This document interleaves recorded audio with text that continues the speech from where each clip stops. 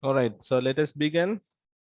Last time we talked about subsequences, and we see that if the sequence has a limit, then the subsequent will also convert to the limit.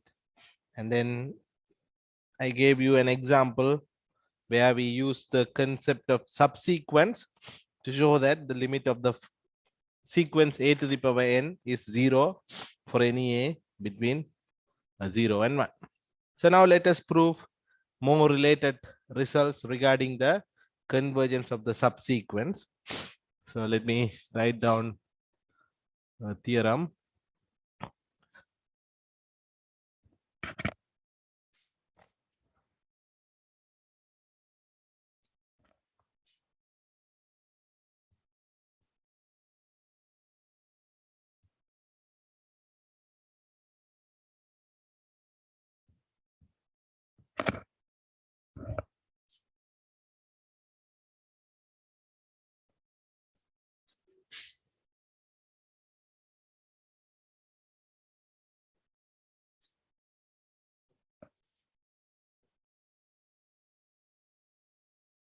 Right, so for every sequence xn, you can find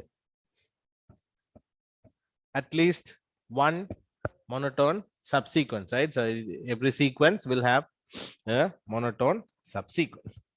Okay, so let us prove here.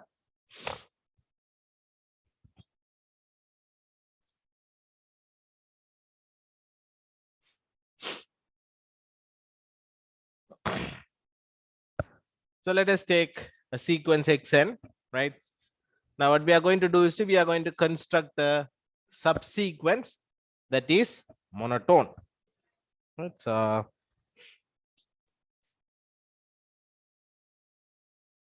let us construct according to this following case, right?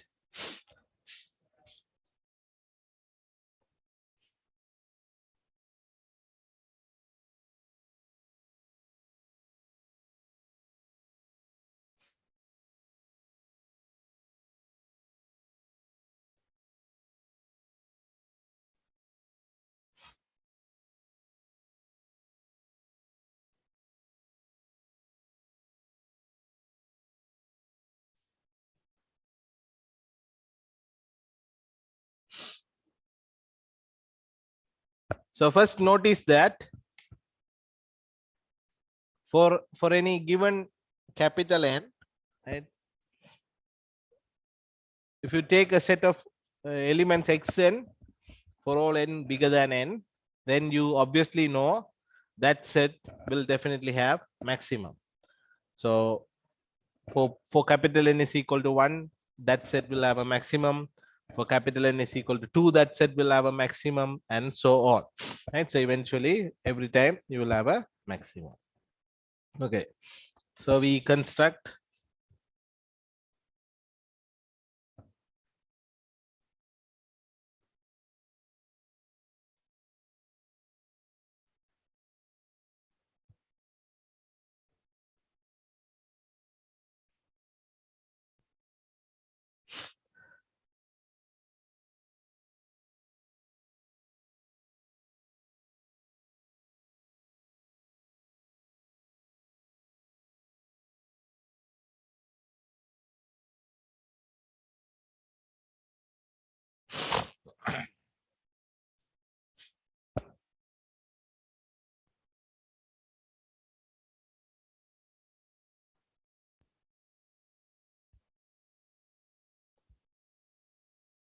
so you construct a subsequence in this way, right? So xn1, the first element of the subsequence is the maximum among xn for all n bigger than n1, and then that number you pick as xn1.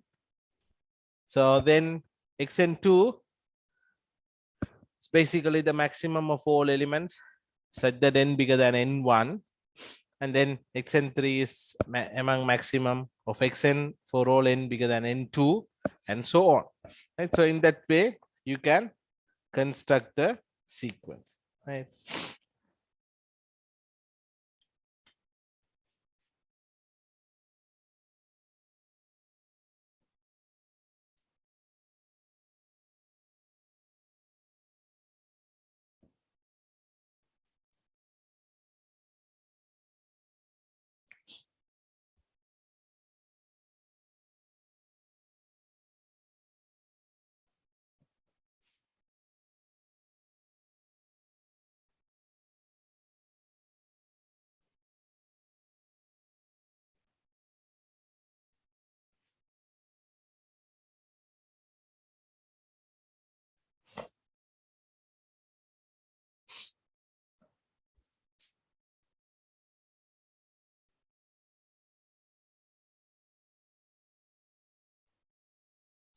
So by this construction, you can see two things. One is, right, so clearly these numbers are getting bigger and bigger, right? Because obviously N1, N2 is bigger than N1, and N3 is bigger than N2, and N1 is bigger than 1. So that's clear, right? So that means the sequence is a subsequence, because that is a definition for subsequence. The indices must be in the increasing order.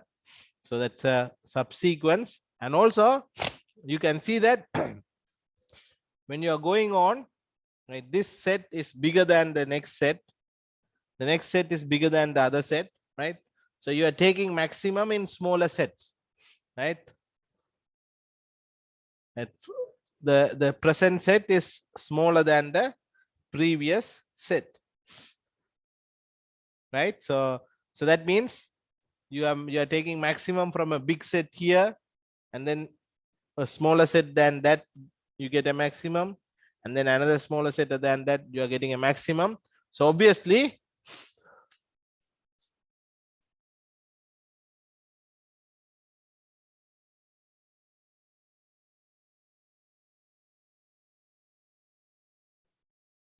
you can see that when you're taking maximum from a bigger set, that should be bigger or equal to the maximum of the smaller set, and so on, right? So in that case, you can easily see that the sequence is decreasing, right? So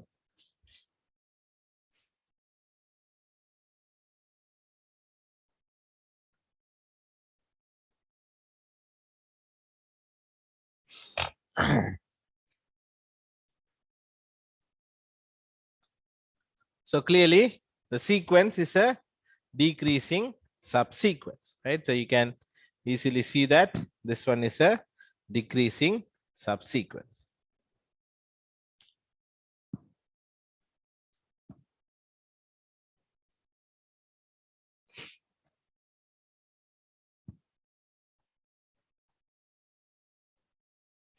Okay, so that's a case one. So here, case one, you are assuming that, okay, so you are taking that for every n, this set has a maximum, right? And then in that case, you are creating a subsequence, and obviously you can see that you are able to get a monotonically decreasing subsequence. So the other case is if this kind of a set do not have a maximum, right? So that will be the second case. The first case is that kind of a set has a maximum. So the second case is what if this does not has a maximum. So let's take case 2.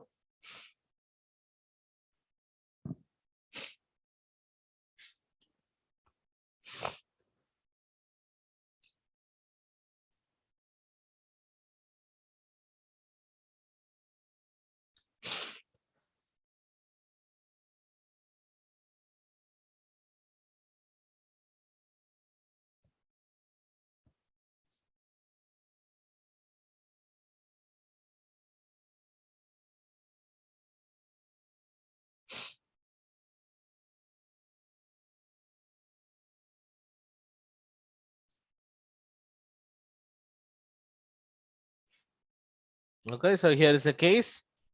The set does not has a maximum. If the set does not has a maximum for some n, right? Then what will happen?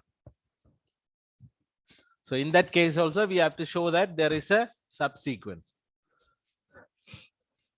So let us say how we can create the subsequence.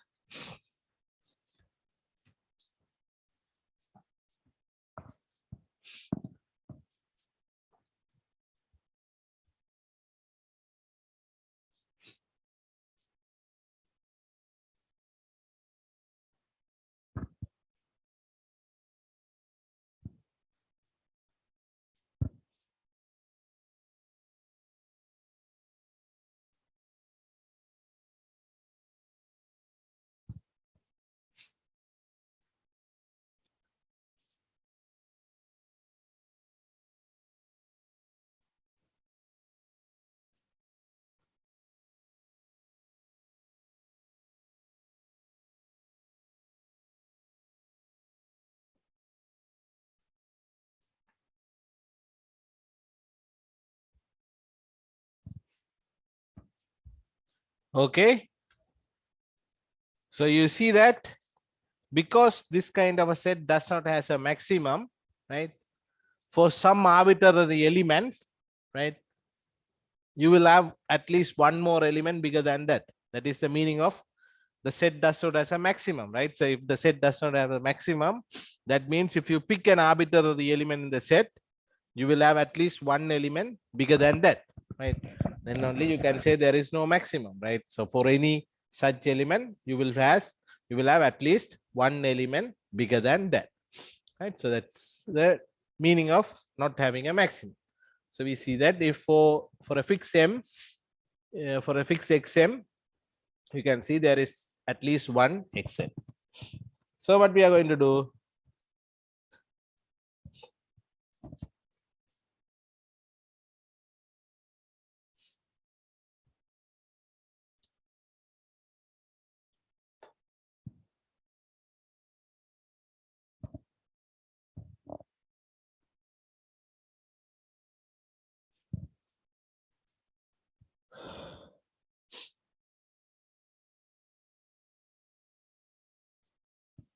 Right. So then what we do, we define xn1 as the first element in this set, right? xn1 plus 1, because this set is all elements bigger than n1. So the next element is x sub n1 plus 1. So basically you take the first element of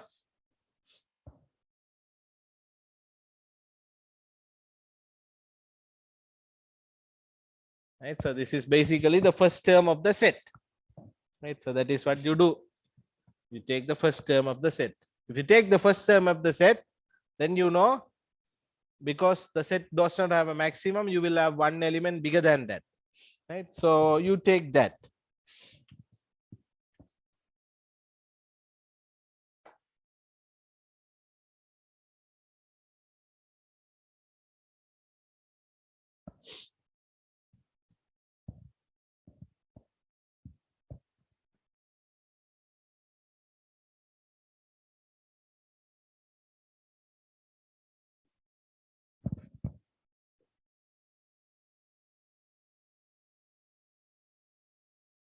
So after picking the first term, you look at the other terms, right? In those other terms, you will have at least one element bigger than the first term, right? Because of the fact that there is no maximum, right? Because of this fact, if you pick the first element and take it first, and then you go beyond that, and somewhere in there, you will have at least one element bigger than that. So you pick that as the second term, and then you put that, right?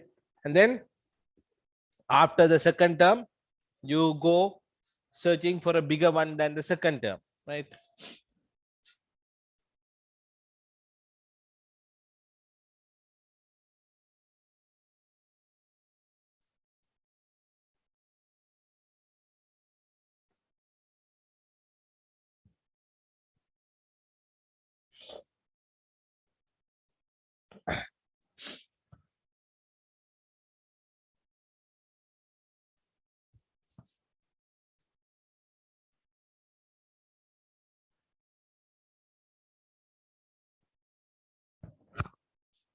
Right. So then xn3, after xn2, the first element which is bigger than xn2, right? So you take that. So if you continue that,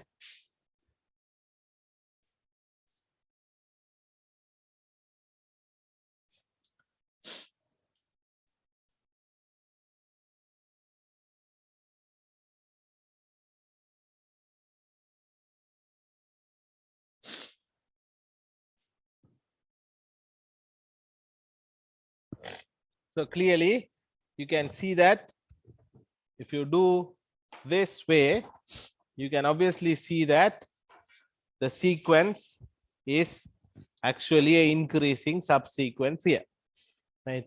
So in the second case, you can see that you are creating a subsequence that is basically monotonically increasing, right? So that means clearly if you have a sequence, then you should be able to create a monotone subsequence, right? So for any sequence, you can or you should be able to create a monotone sequence. Once you get a monotone subsequence, then it is easy to look for the convergence because we already have a monotone convergence theorem, right? We have a monotone convergence theorem which says monotonically increasing and bounded above gives convergence. Similarly, monotonically decreasing bounded below is will also give convergence. So that kind of a thing we already have, and now we have a results which says we can create a monotone subsequence from a sequence. So combining both of them, we ended up with a new theorem called Bolzano-Weierstrass theorem.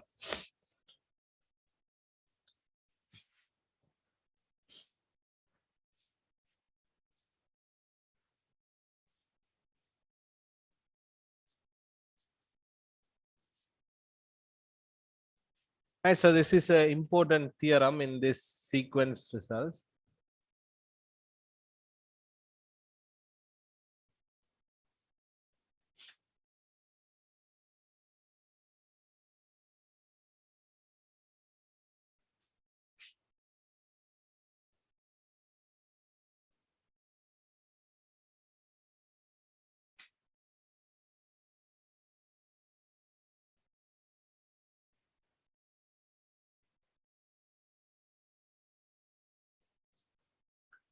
Right, so this theorem is called Bolzano-Weierstrass theorem. So this theorem is talking about subsequences. Very simple results, right? Just one line.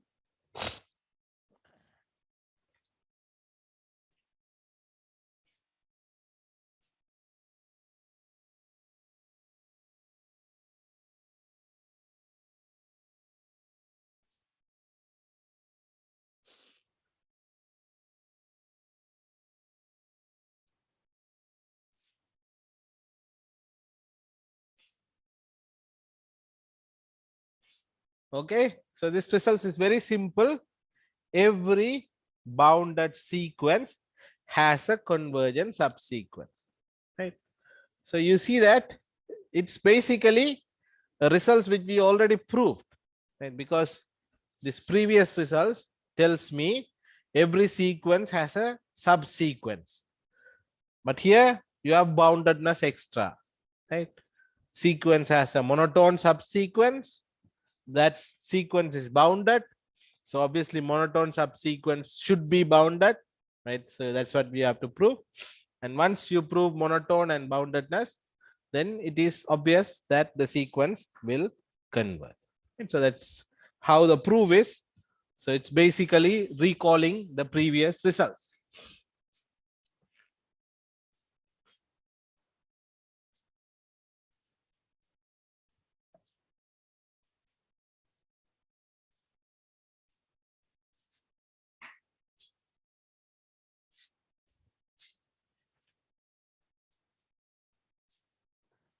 So proof.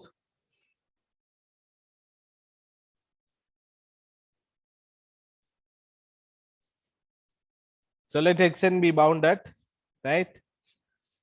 So then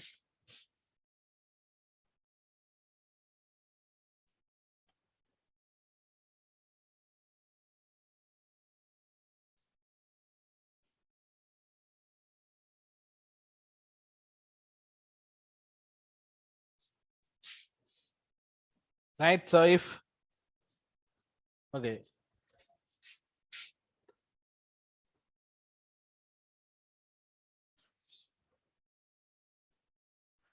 right, so by previous results, if Xn is a sequence, then it will have a monotone subsequence, right? That is what we studied in the previous results, right? A sequence of real numbers has a monotone subsequence, right?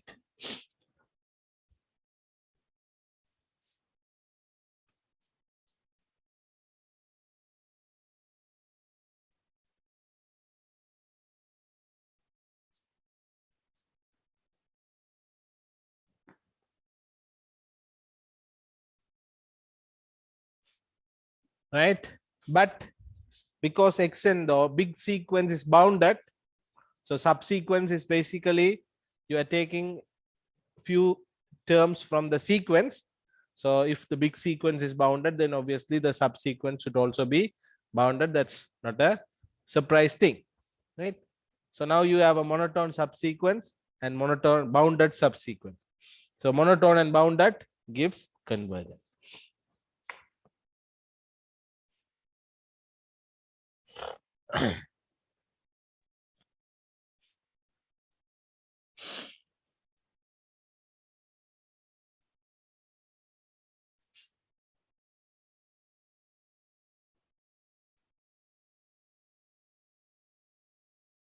And so clearly the sequence is convergent, right? So monotone bounded implies convergence, right? So that's the Bolzano-Weierstrass theorem, which says every bounded sequence has a convergent subsequence, right?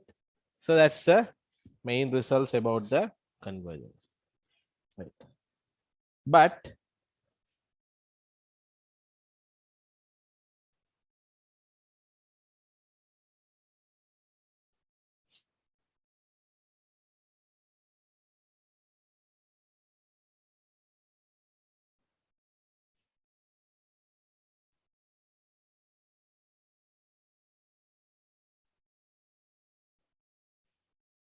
okay, so here you can see that, right? So one thing you should be having in mind, right? The sequence is bounded, original sequence is bounded but not convergent, right? We are not talking about convergence of the original sequence, right? The original sequence is just bounded sequence. If it is bounded, then it will have a convergent subsequence. The convergence is for subsequent only, not the original sequence, right? So let me give you an example.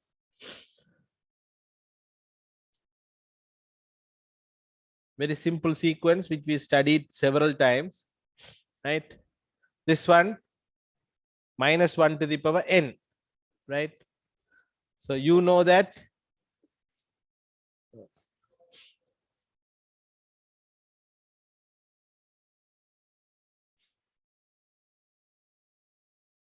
and you all know this sequence does not has a limit, right? You cannot talk about convergent but bounded,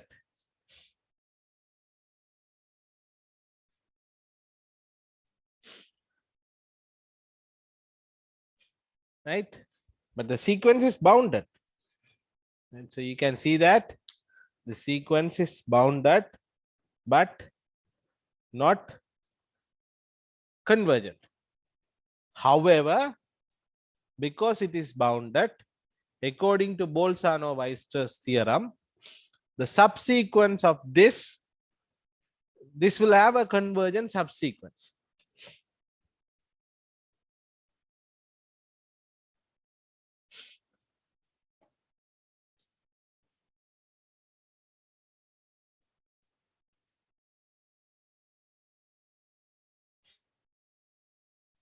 But because of Bolzano-Weierstrass theorem, the sequence will have a convergent subsequence. One is this, minus 1, minus 1, minus 1. This sequence will convert to minus 1. And then other one is plus 1, plus 1, plus 1. And that will convert to plus 1. So this will have two subsequences. Right? So one of them is this, other one is this. Right? So this is an example of a sequence which is bounded, that it may not be convergent, but it will have a convergent subsequence. So that's a very important result. Right. So this is about subsequence and the convergence of subsequence and related results. Now, what we are going to do is we are going to talk about another type of sequence, right? So originally, when we talk about a limit of a sequence, right? we see that, right? So this is the picture we draw. Let's say something like if this is the limit of the sequence, then the sequence may go somewhere here, but somewhere in the tail, it will go close to the limit, right? The tail of the sequence will go very close to the limit. That is the definition of limit, right? But there are other type of sequences, right, where the tail may go somewhere, right, but still the tail goes inside a tube, right? Not necessarily a limit, but the tail goes inside the limit.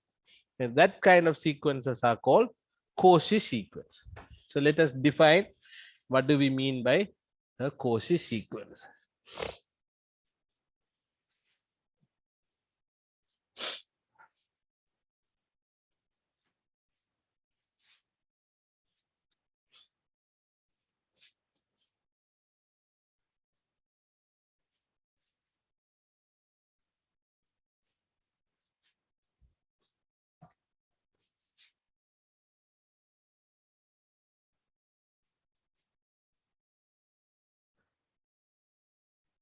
Right. So next concept is called Cauchy sequence. What do we mean by Cauchy sequence? Right. First,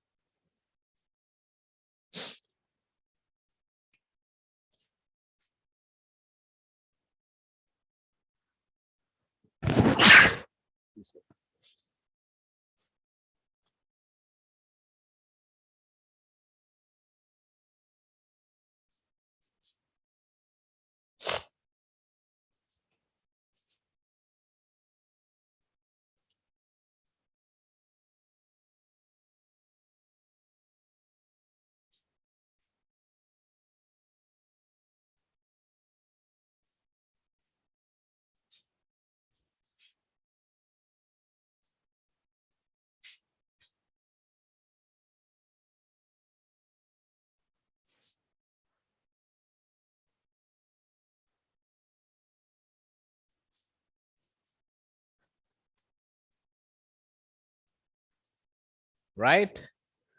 So this is slightly different from the limit, right? You can see that everything else is same. For every epsilon positive, the Rx is n belongs to natural number such that here is the difference. This is the distance between any 2 points, right? Arbitrary 2 points, right? Xn minus xm. Right? Both are terms in the sequences. So the distance between any two terms is less than epsilon for those index bigger than the capital N. So after certain point, right, the distance between any 2 points stay inside a tube, right? So that is the meaning of Cauchy sequence, right? So the Cauchy sequence mean the distance between any 2 points after certain place or after certain point stays inside a little tube, right? So let's see an example first.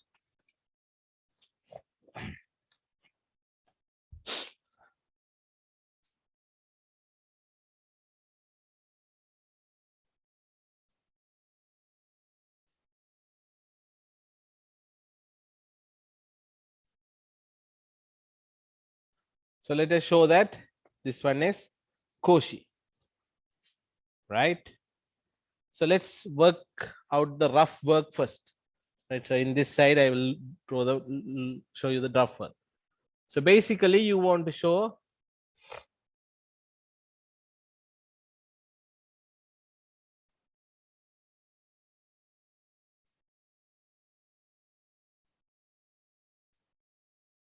right. So if you want to show 1 upon n is a Cauchy, this is what you want to show, right? For every epsilon there exists, all those things are there. So you have to find a capital N, right? This capital N, you have to find what is the n, right? Epsilon is given. Let epsilon be positive is given for you, but you have to find what is the n such that this is less than epsilon, right? So you have to do this, right? So but this you know.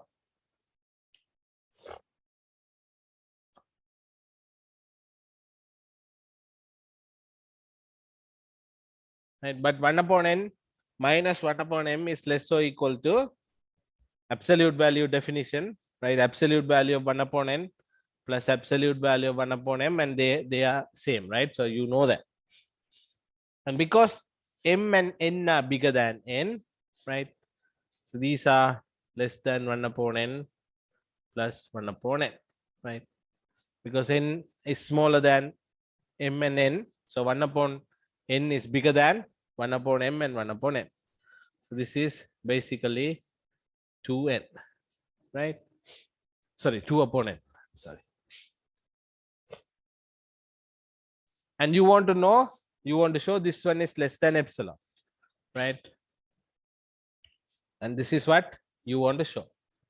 So this gives me what? N is bigger than 2 upon epsilon, right? So if you combine these two, you can see that this leads to n bigger than 2 upon epsilon. Is it possible for you to choose an capital N such that n bigger than 2 upon epsilon? Yes, it is possible because of Archimedean property we studied in the first chapter. Right? So now, by looking at this rough work, we can easily write down this part. Right? So let epsilon bigger than 0, right?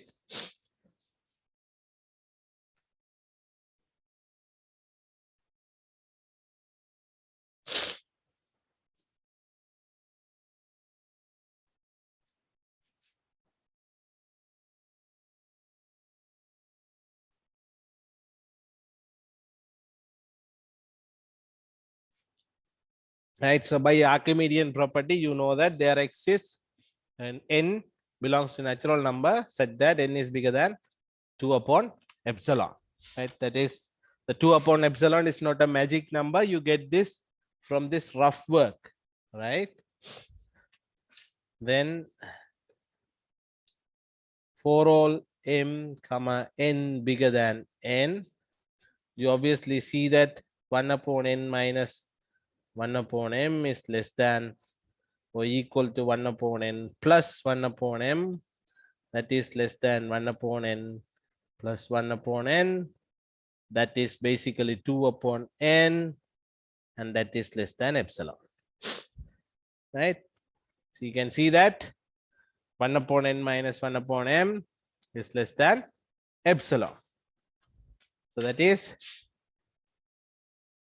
for every epsilon positive, because epsilon is arbitrary, there x is n belongs to natural number such that 1 upon n minus 1 upon m is less than epsilon for all m comma n bigger than n.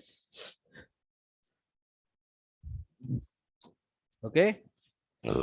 So for every epsilon positive, their x is n belongs to natural number such that 1 upon n minus 1 upon m is less than epsilon for all m comma n bigger than n.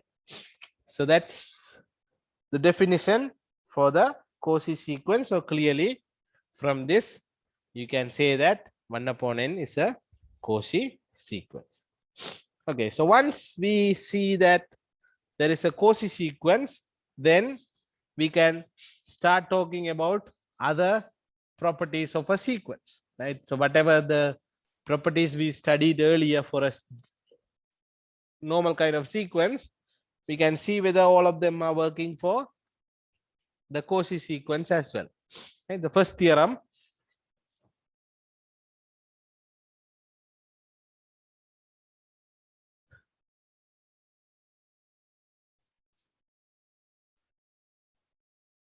that's first theorem, every Cauchy sequence is bounded. Let me write every.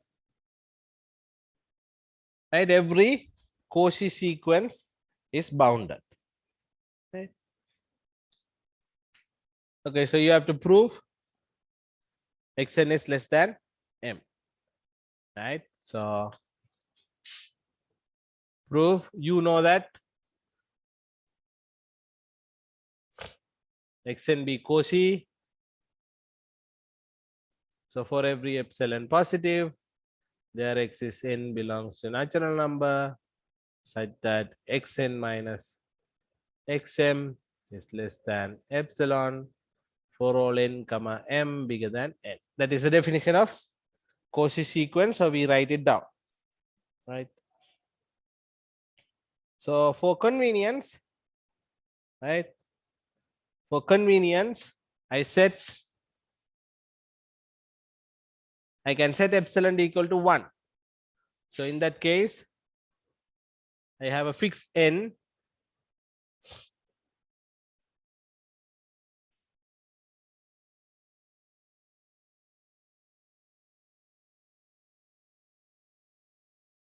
Okay, for a fixed n, I can say this is true, right? Cauchy sequence, only thing is you set epsilon equal to 1. So in that case, your capital N becomes N1.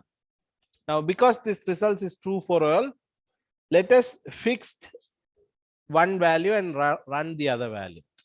So this gives me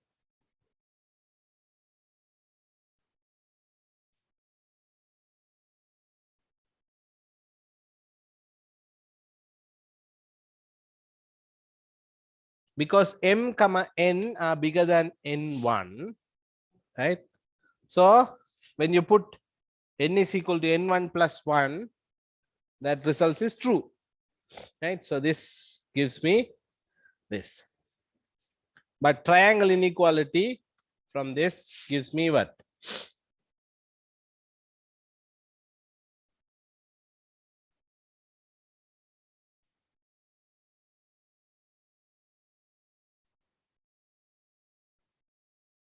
Right? But by triangle inequality, I can write this is less than this, but this is less than 1, so this one is less than this, right? So we did similar kind of results several times, so I just write it down directly, but you all know by this time that it is because of triangle inequality. Now what I do, I take the outside absolute value away, so I will get an inequality.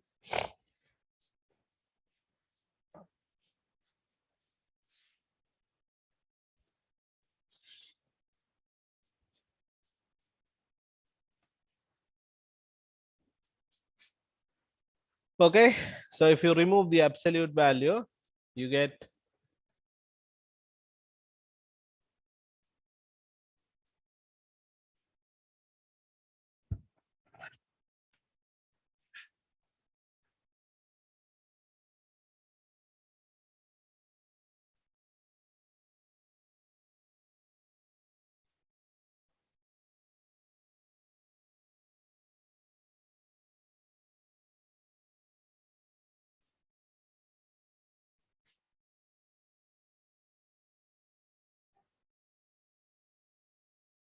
okay. So when you remove the absolute value, you get this, right? So actually you can switch the minuses here and see like this, right? So let me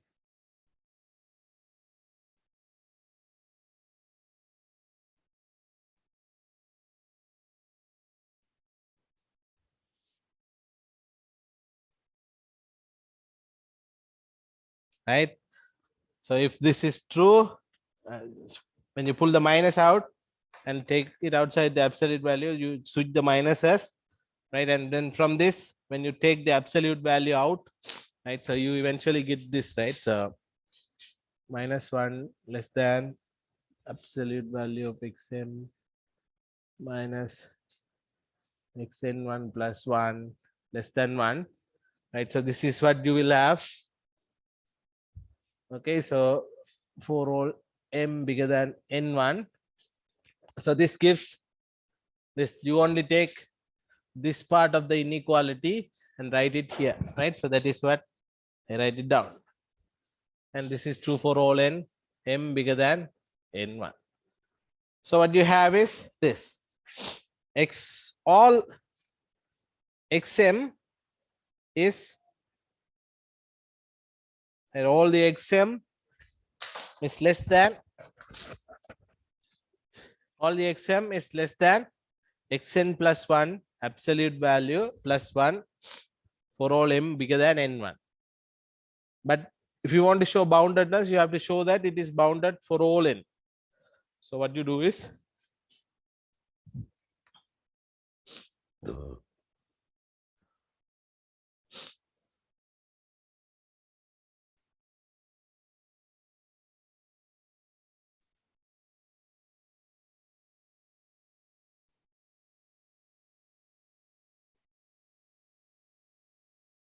right, for all m bigger than n1, absolute value of xm is less than this value xn plus 1 plus 1. But you have to find the bound. If you want to show boundedness, then you have to show it for all n, right? So if you want to show it for all n, then you choose m as the maximum of these values. So then clearly xn is less than x1 is less than m because it's maximum among this. X2 is less than m, all the way up to xn plus 1 is less than m, and all the others xn plus 1, xn plus 2, all of them is less than this, but all of them are less than m because it is the maximum, right? So hence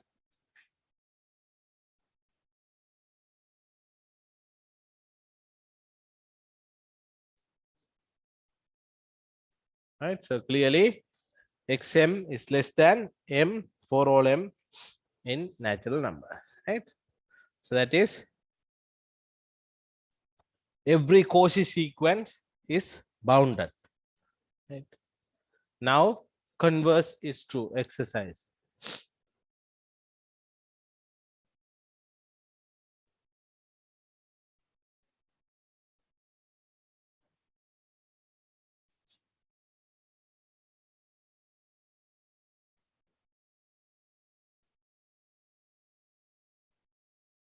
Right, so converse is not true. Bounded sequence does not mean the sequence is Cauchy, right? The sequence is bounded does not mean it is Cauchy. But if it is Cauchy, right, Cauchy means boundedness. Cauchy gives you boundedness, but boundedness does not imply Cauchy, right? So you can show it by an example, very standard example we have, right?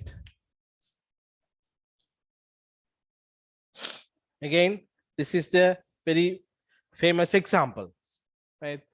Minus 1 to the power n. So you know, so clearly you know xn is bounded because minus 1 to the power n absolute value is 1 for all n. So it's basically less than 2. But you have to show it is not Cauchy, right? Showing not Cauchy is a thing, right? So let us do it by contradiction.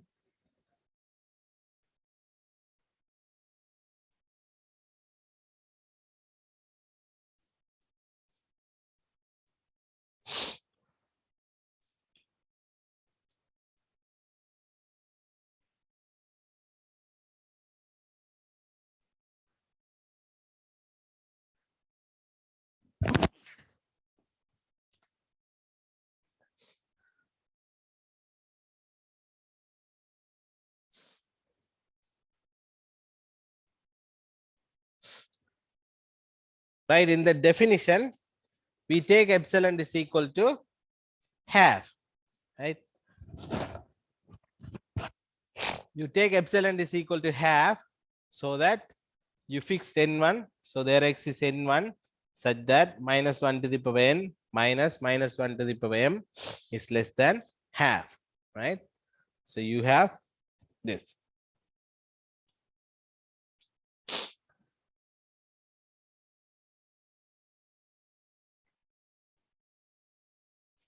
Okay.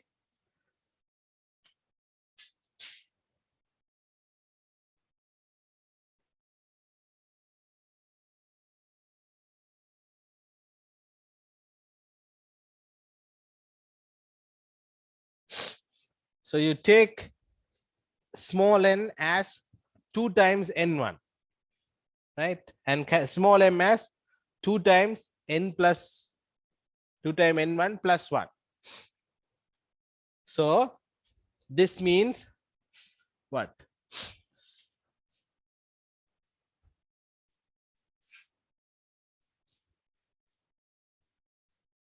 So what you have is this, right?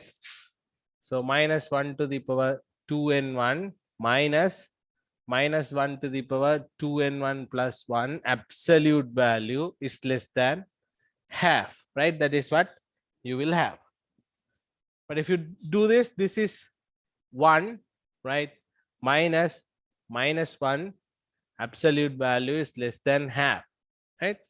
You can see that even power, so minus 1 to the power even power is plus. This is odd power, so minus 1 to the power odd power is minus 1, but there is already a minus, so this gives you what? 2 is less than half, right? And that is obviously a contradiction.